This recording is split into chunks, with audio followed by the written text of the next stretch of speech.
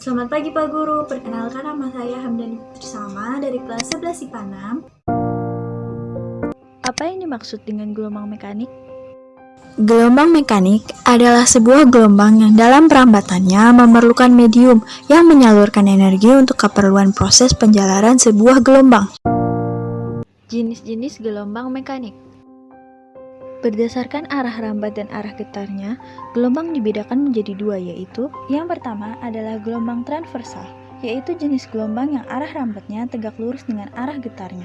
Yang kedua adalah gelombang longitudinal, yaitu jenis gelombang yang memiliki arah rambat sejajar dengan arah getarnya. Contoh gelombang mekanik. Gelombang air laut adalah pergerakan naik dan turunnya air dengan arah tegak lurus permukaan air laut yang membentuk kurva atau grafik sinusoidal. Ini adalah salah satu contoh tentang gelombang air, khususnya gelombang air laut. Dengan menggunakan wadah, air dan pewarna, dapat dilihat bahwa kegiatan tersebut menghasilkan sebuah gelombang.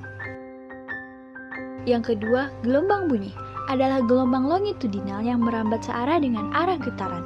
Gelombang bunyi merambat dengan cara merapatkan dan merenggangkan udara atau medium di sekitarnya. Ini adalah salah satu contoh sederhana tentang gelombang bunyi. Terdapat 3 gelas yang berisi air dengan volume air di masing-masing gelas berbeda.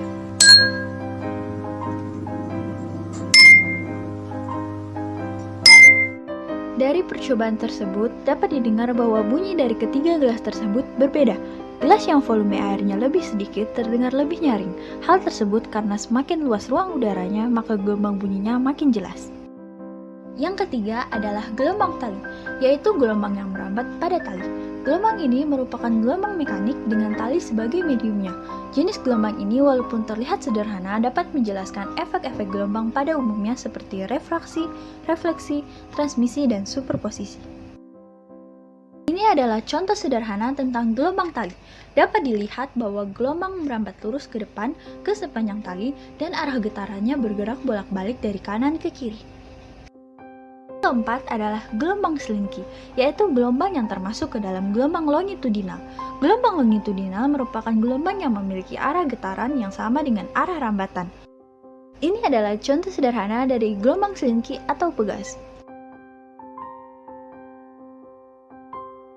Sifat-sifat gelombang mekanik.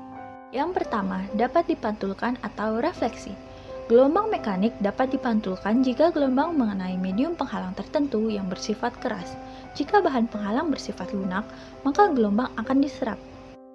Yang kedua, dapat dibiaskan atau refraksi. Gelombang dapat dibiaskan karena gelombang melewati dua medium yang berbeda.